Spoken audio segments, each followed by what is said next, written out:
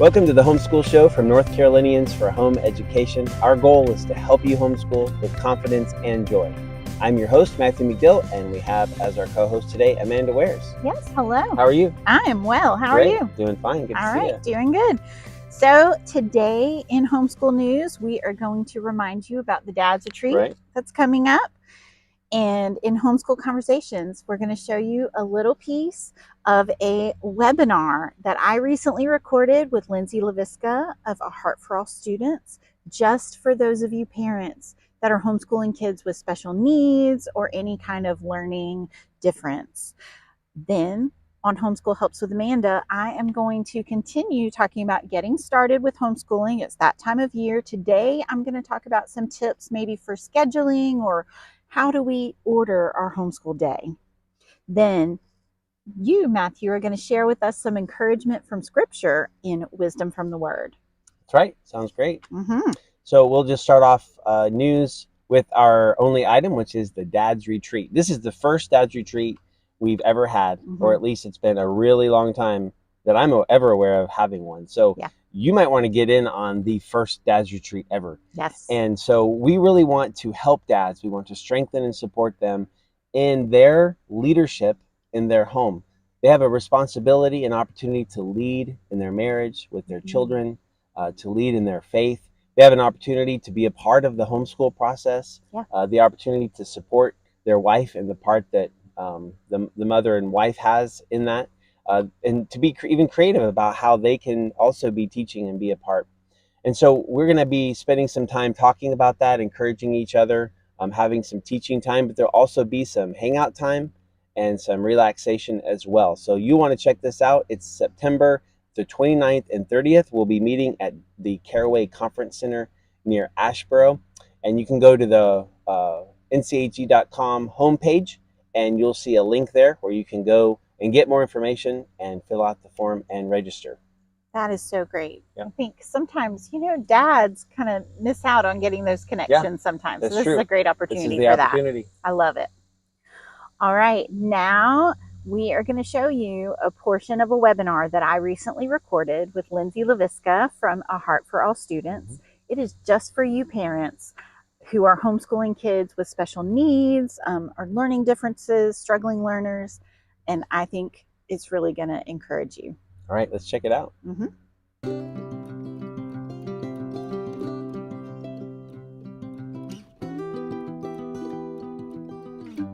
First of all, I want to start out and let you know some things about homeschooling special needs kids in North Carolina specifically. So with the North Carolina law, there are no special considerations in the North Carolina law for kids with special needs. So if you're homeschooling a kid with special needs, you still have to follow all the same laws that everybody else does.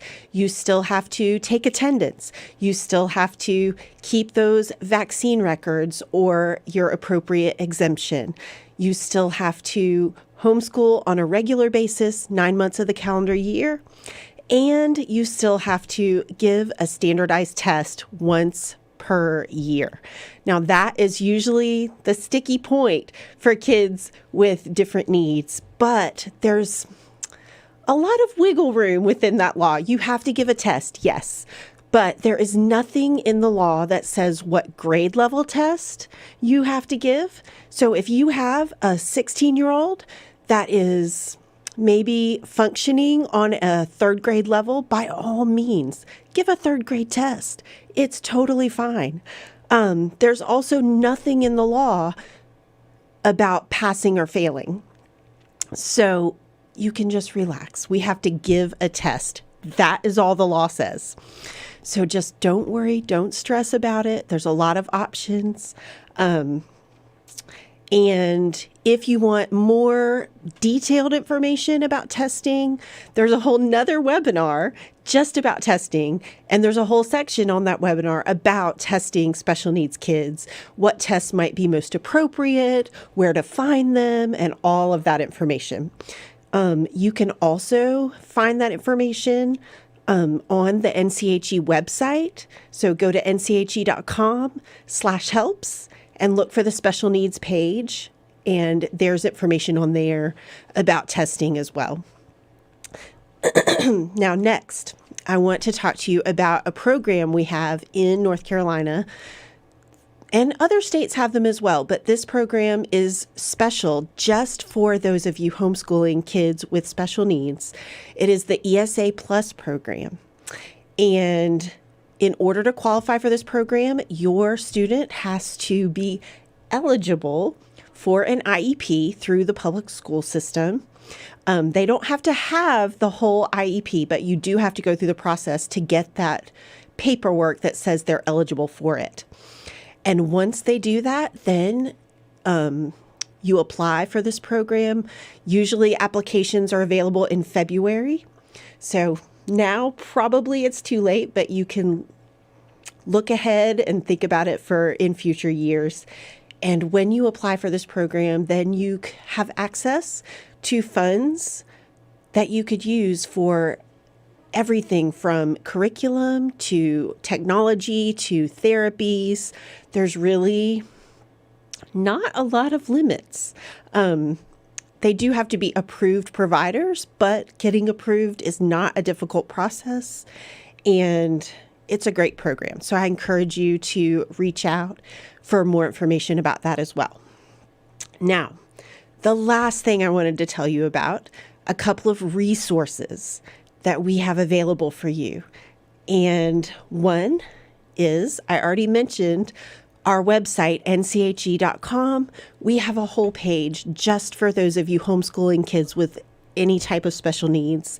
There are many resources linked on that page, and it's just a great place to go to get more information, to find resources, and get help. Then we have a Facebook group just for those of you homeschooling kids with any type of special needs. This is a fabulous, fabulous resource that I wish more people were taking advantage of. It's a great place to network, ask questions, get support and help, and just know that you're not alone in anything that you're struggling with or wondering about or any of that. So I hope you will take advantage of those resources. Now, I have a special guest for this webinar, and I can't wait to bring her on. So I'm going to put on the headphones, and we're going to talk to Lindsay LaVisca. All right. Hello, Lindsay. Hello. Thank you for having me. I am so thrilled to have you. So would you please introduce yourself and tell us about you and what you do and all of that? Well, thank you so much again for having me. My name is Lindsay LaVisca, and I am the founder of A Heart for All Students. I am a homeschool mom. I've been a homeschool mom for more than 13 years. It was actually in graduate school when I was doing my student teaching that I knew I would be a homeschool mom. Nice. But I never, ever expected the journey that we've had over these past 13, 14 years. So I serve moms raising neurodivergent children, again, autistic children with ADHD, dyslexia, any child that really thinks outside the box, learns outside the box. And it has been such a blessing. The reason I started A Heart for All Students was because after I had two biological daughters, and about 9 years ago, we adopted a little boy. He was a baby. We adopted him at birth, and he radically rocked our world. That's shredded everything I believed about being a good mama. Mm-hmm. And a very good homeschooling mama. Mm-hmm. And everything I knew about teaching and just working with children flew out the window with this child. And I had to learn all over again. I had to learn about the brain. I had to learn about behavior. I had to learn about just emotional regulation, the sensory systems, just the way that we were designed. I was very humbled, and I'm grateful. But at the time, it was very, very, very hard. So for any mom that's listening that feels like you are in the pit and you can't even get out of bed to brush your teeth, I know what that feels like. Mm-hmm. I have been there.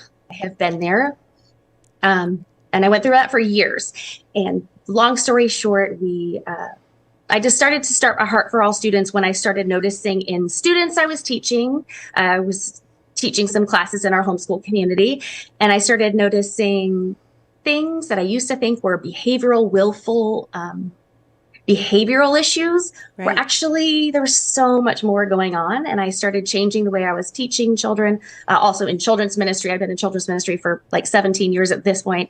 And I just realized I was tutoring children. I realized I could help more kids by supporting moms, because when mom understands what's going on, it changes everything. And then together, each one of us as mom can support each other, each other's children, and actually make a difference for our kids. So that's what we got with the Heart for All students, and I'm grateful.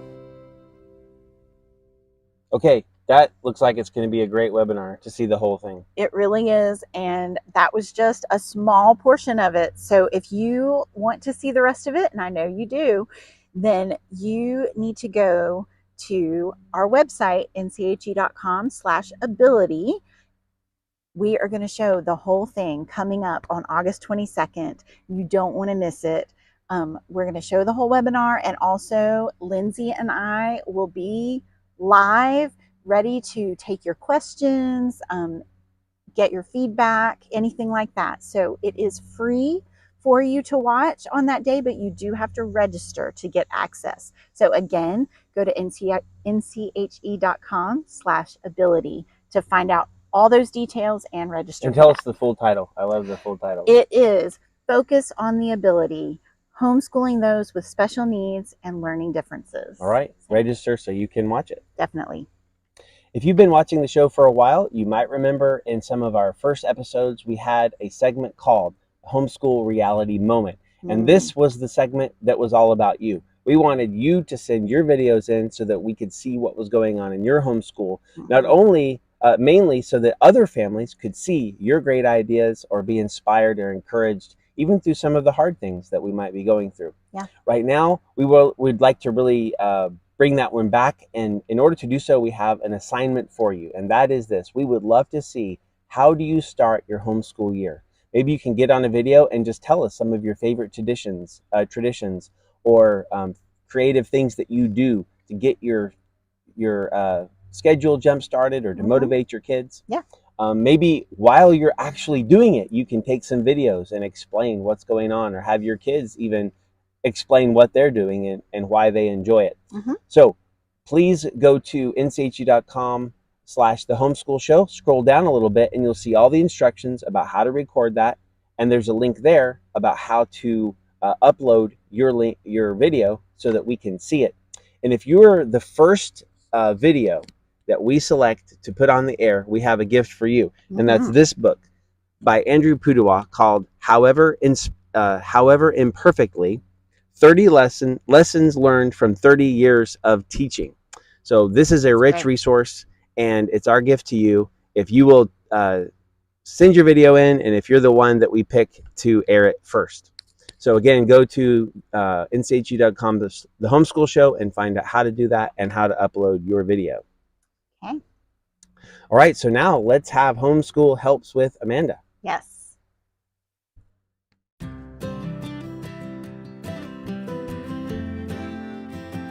Welcome to Homeschool Helps with Amanda. I'm Amanda Wares, Homeschool Helps Director with NCHE. So today we are still going to be talking about getting started with homeschooling.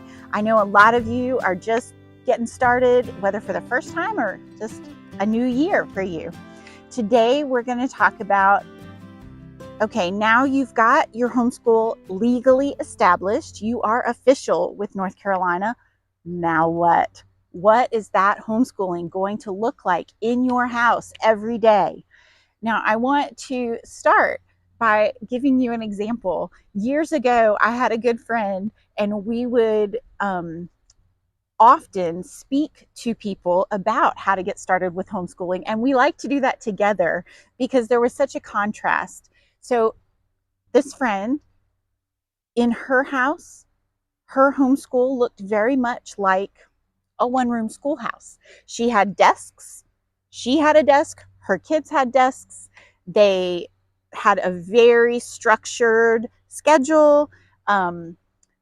Everything looked a lot like school, what you think of as school, maybe, or what you remember of as school, but it was just at home in their school room at their house.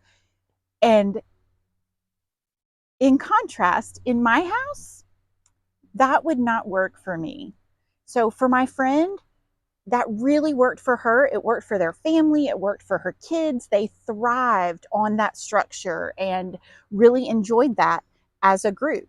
But in my house, that would not have worked. So we most often, I have a big range of ages and stages, but we like to do as much as possible together as a group. So we did a lot of reading aloud together. We did a lot of experiments and hands-on activities and things like that. Most often you would find us sitting on the couch or even in the living room floor. Rarely did you see us sitting even at the dining room table. Sometimes, but not much. And that is what worked for my homeschool. That's what worked for my kids and our family. We also are not early risers in our house. So we did not, starting super early in the morning and having that kind of structure, really tight structure to our day would not work for us. And the good news is that it doesn't have to. If you asked 100 people what homeschooling looks like in their day, I think you'll get 100 different answers because each family is so different with their needs, their schedule, the teaching style, and the kids' learning styles. So, the beauty of homeschooling, and one of the great things about the freedom we have within that legal framework that I talked about last time, we have so much freedom and flexibility to make homeschooling work for us. So, what might that look like in your house? Really, the sky is the limit. You make it work for you. I read years and years ago a good framework, a good idea of how much sit down paper and pencil schoolwork per grade level is about 30 minutes per grade level. And in my 18, starting my 19th year of homeschooling, I found that to be pretty accurate with my own kids and with other kids that I know.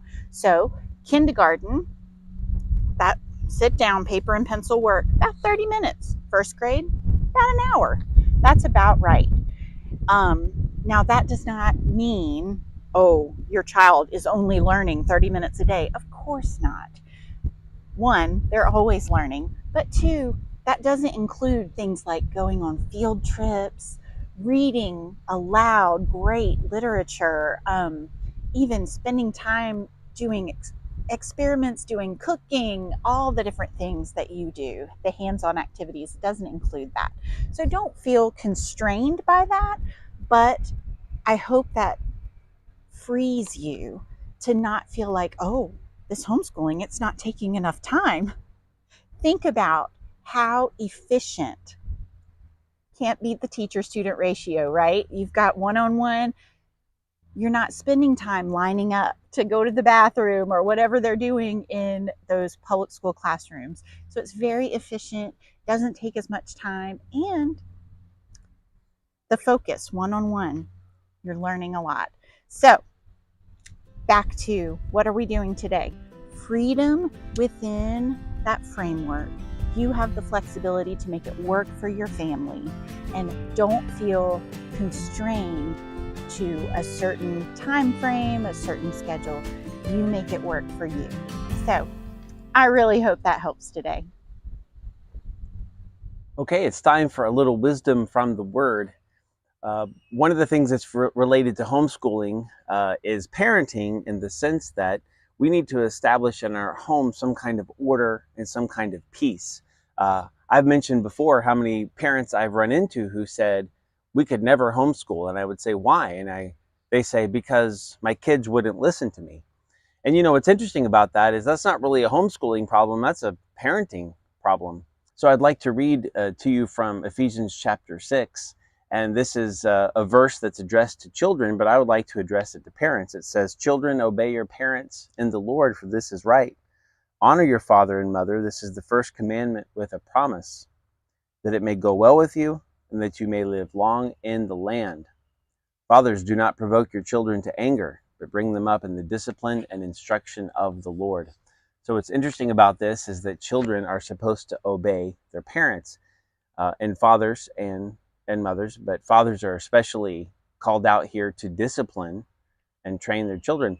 So here's what I want to say, and I hope that you can hear this. Some of you parents need to have your children obey you.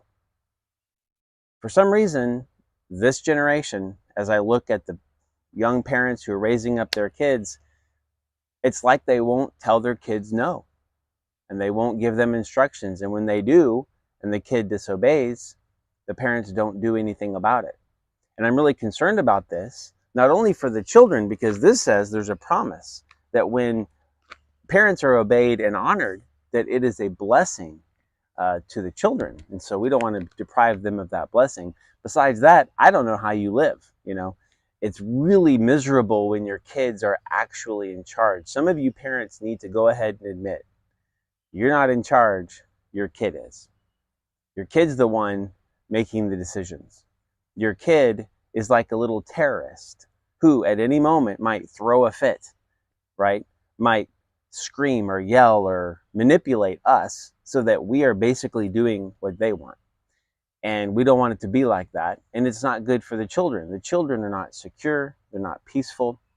The other day, my pastor was preaching on this, and he was talking about disciplining their children. And he said that some people in the audience might say, "Yeah, we don't discipline Johnny." And my pastor said, "Yeah, we know. We know you don't. He's been in the children's ministry." It's kind of obvious when kids are not disciplined and trained. So here's what I'm saying. Parents, don't be afraid to follow the biblical mandate and to be in charge of the kids, to tell them what to do, to give them instructions, to tell them no. There's certain things that they can't do. And the other side of that is being consistent about giving them some consequences, and let them know ahead of time, if you disobey or disrespect mom and dad, you're going to have some consequences. And that means, it could be a little type of spanking for little children. It could be depriving them of something that they really want, or time out. It really depends on the children, because certain things motivate certain children. But if you're not consistent about following through when you give them instructions or a no or a command, then they don't know what to expect. And this really has a lot to do with homeschooling too, right? Because how do you have them do assignments? How do we have structure and peace in our home when we can't get the kids simply to follow our instructions?